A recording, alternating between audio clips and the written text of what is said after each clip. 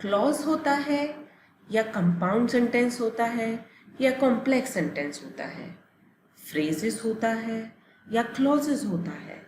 अगर यही सब क्वेश्चंस आपके दिमाग में आ रहे हैं तो इन सभी क्वेश्चंस का समाधान आपको मिल चुका है, क्योंकि आप पहुंच गए हैं दीपा गोयल की क्लॉजेस की वीडियोस पर। तो जिस तरीके से मैं आपको क्लॉजेस पढ़ा रही हूँ वो बहुत ही आसान है और चुटकियों में आप क्लॉजेस के चैंपियन बन सकते हैं। लेकिन कैसे? अगर आप क्लॉजेस की तीनों वीडियोस देखेंगे। आज है हम क्लॉजेस की वीडियो नंबर 2 पे। वीडियो नंबर 1 में मैंने आपको कराया था इंट्रोडक्शन ऑफ क्लॉजेस और अब हम कर रहे हैं टाइप ऑफ क्लॉजेस। छोटी सी वीडियो है, 5 मिनट की। ध्यान से देखोगे, ध्यान से सुनोगे तो झटपट समझ जाओगे। तो आज की इस वीडियो में हम कवर करेंगे टाइप ऑफ क्लॉजेस कि कितने तरीके के क्लॉजेस होते हैं। वो जो क्लॉजेस होते हैं वो होते हैं प्रिंसिपल क्लॉज, जिसको कि हम इंडिपेंडेंट क्लॉज भी कहते हैं, कोऑर्डिनेट क्लॉज, सबऑर्डिनेट क्लॉज। और सबऑर्डिनेट क्लॉज के 3 टाइप होते हैं, subordinate noun clause, subordinate adjective clause and subordinate adverb clause. ठीक है, तो चलिए शुरुआत करते हैं प्रिंसिपल क्लॉज से कि प्रिंसिपल क्लॉज होता क्या है। प्रिंसिपल क्लॉज, प्रिंसिपल क्लॉज को हम इंडिपेंडेंट क्लॉज भी कहते हैं। ठीक है, this clause is also called main clause. अब तीसरा नाम और आ गया ये लो जी इसका, इसको मेन क्लॉज भी कहते हैं और इंडिपेंडेंट क्लॉज कहते हैं, ये तो मैंने आपको बता ही दिया है। तो प्रिंसिपल क्लॉज जो है वो आपको 3 नामों से जाना जा सकता है, मेन क्लॉज, इंडिपेंडेंट क्लॉज और प्रिंसिपल क्लॉज, तो इनका मेन नाम है ही है।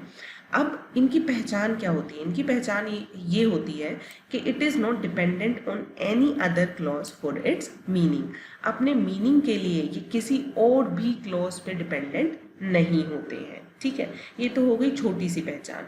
इंडिपेंडेंट क्लॉज, प्रिंसिपल क्लॉज जो अपने मीनिंग के लिए किसी चीज़ पे भी डिपेंडेंट नहीं होते हैं। अब आता है कि हम इसको आइडेंटिफाई कैसे करें। जैसे मैंने आपको बताया कि अगर इस तरीके से पढ़ोगे तो कभी नहीं भूलोगे।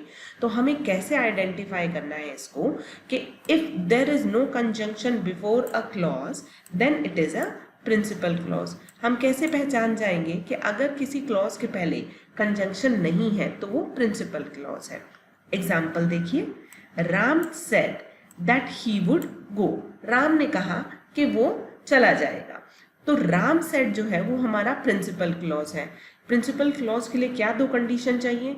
एक तो वो अपने आप में इंडिपेंडेंट होना चाहिए, अपने मीनिंग के लिए वो किसी चीज पे डिपेंडेंट ना हो। तो अगर मैं राम सेड की हिंदी निकालती हूँ तो राम सेड की हिंदी क्या हो जाती है? राम ने कहा। ये अपने आप में एक मीनिंग रखता है। तो पहली कंडीशन सेटिस्फाई हो गई। दूसरी कंडीशन उसको आइडेंटिफाई करने के लिए कि उसके आगे कोई कंजंक्शन नहीं होनी चाहिए। तो राम के आगे कोई कंजंक्शन नहीं है, तो दूसरी कंडीशन भी सेटिस्फाई हो गई। तो इसका मतलब ये हमारा प्रिंसिपल क्लॉज हो गया। अच्छा, अब जरूरी नहीं है कि प्रिंसिपल क्लॉज हमेशा आगे ही आएगा, ये सेंटेंस में पीछे भी हो सकता है। लेकिन हमें क्या करना है? हमें वो ही 2 कंडीशन ढूंढनी है। कौन सी? एक तो उसका अपने आप में मीनिंग होना चाहिए और उसके आगे कोई कंजंक्शन नहीं होनी चाहिए। तो अगर हम ये एग्जाम्पल देखें, where she lives is not known to me, तो सबसे पहली बात तो इसके आगे कोई कंजंक्शन नहीं है। लिव्स जो होती है एक वर्ब होती है, तो पहली कंडीशन से तो हमने आइडेंटिफाई कर लिया। अब हम इसका मीनिंग देखते हैं। इज नोन टू मी, हाँ मैं जानती हूँ उसे, वो मैं उसे जानती हूँ, तो इसका अपना हिंदी मीनिंग अपने आप में पूर्ण है। तो प्रिंसिपल क्लॉज की जो दोनों कंडीशन है वो सेटिस्फाई होती है। तो इंडिपेंडेंट क्लॉज, प्रिंसिपल क्लॉज या मेन क्लॉज हो गया वो जिसको कि अपने मीनिंग के लिए किसी पे डिपेंडेंट होने की जरूरत नहीं पड़ती और जिसके आगे कोई कंजंक्शन नहीं होती। बस इतना छोटा सा ही है ये प्रिंसिपल क्लॉज। अब चलते हैं दूसरे क्लॉज की तरफ जो कि है कोऑर्डिनेटिंग क्लॉज। अब इन भाई साहब के कितने सारे नाम हैं जान लेते हैं। Coordinating clause dependent clause and compound sentence. हाँ जी, यही है एक छोटा सा छुपा हुआ राज कोऑर्डिनेटिंग क्लॉज में, कि कोऑर्डिनेटिंग क्लॉज या कंपाउंड सेंटेंस एक ही बात होती है। तो अगर आपने मेरी पहली वीडियो देखी हो इंट्रोडक्शन की क्लॉजेस की, जिसमें मैंने आपको बताया है कि कंपाउंड सेंटेंस क्या होते हैं, तो कंपाउंड सेंटेंस ही कोऑर्डिनेटिंग क्लॉज होते हैं। तो एक तरीके से आप सीख के आए हो यहाँ पे कोऑर्डिनेटिंग क्लॉज।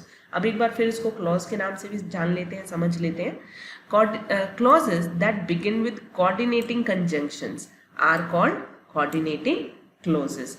वो क्लॉज जो कि कोऑर्डिनेटिंग कंजंक्शन से स्टार्ट होते हैं उनको हम कोऑर्डिनेटिंग क्लॉज या फिर कंपाउंड सेंटेंस कहते हैं।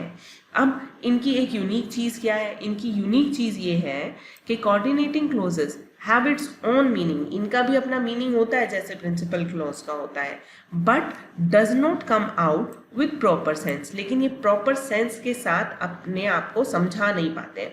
मतलब मीनिंग तो है इनका, लेकिन इनकी समझ पूरी नहीं है प्रॉपर। ठीक है, तो अब वो कैसे है, आइए एग्जाम्पल से समझते हैं। एग्जाम्पल है, Rita was ill therefore she did not go to school.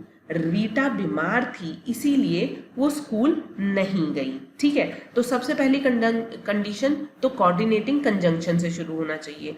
Therefore है हमारी कोऑर्डिनेटिंग कंजंक्शन। तो अगर आपने कंजंक्शन नहीं पढ़ी है तो पार्ट ऑफ स्पीच का लेसन नंबर 3 पढ़िए, वो है कोऑर्डिनेटिंग कंजंक्शंस और सबऑर्डिनेटिंग कंजंक्शंस का।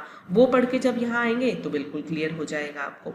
ठीक है, तो ये हो गया कि जो कोऑर्डिनेटिंग कंजंक्शन से क्लॉज शुरू होता है वो कोऑर्डिनेटिंग क्लॉज होता है। तो ये कंडीशन तो सेटिस्फाई हो गई। अब हम समझ लेते हैं कि इसका मीनिंग तो होता है लेकिन सेंस नहीं निकाल पाता ये। अब देखिए सेंटेंस देखिए, therefore she did not go to school. इसीलिए वो स्कूल नहीं गई। अब इसीलिए वो स्कूल नहीं गई मतलब किस लिए स्कूल नहीं गई, उसकी कुछ सेंस ही नहीं निकल रही है सेंटेंस की।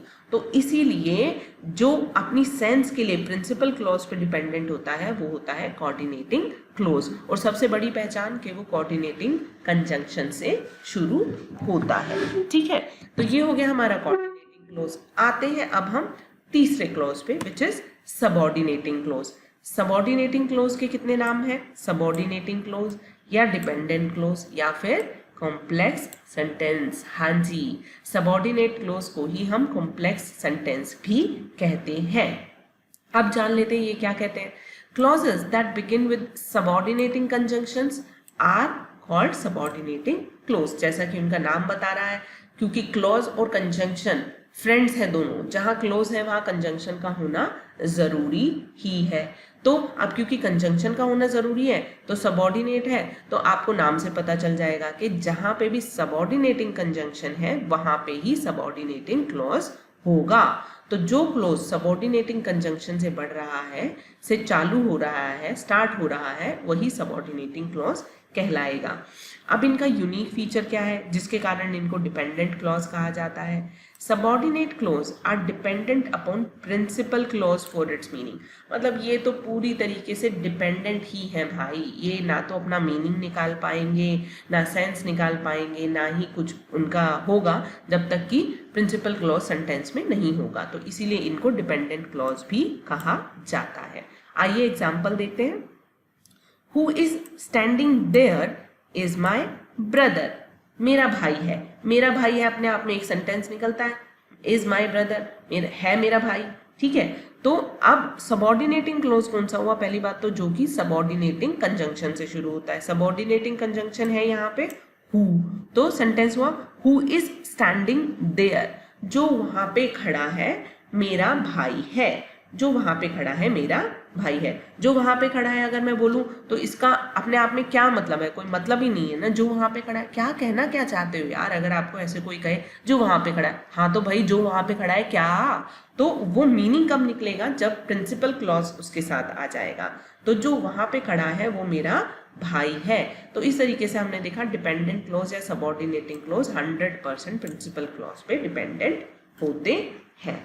तो ये थे आज की छोटी सी वीडियो जिसमें कि हमने पढ़ा प्रिंसिपल क्लॉज जो कि इंडिपेंडेंट होते हैं, बिल्कुल फ्री होते हैं, अपना मीनिंग अपने आप में रखते हैं।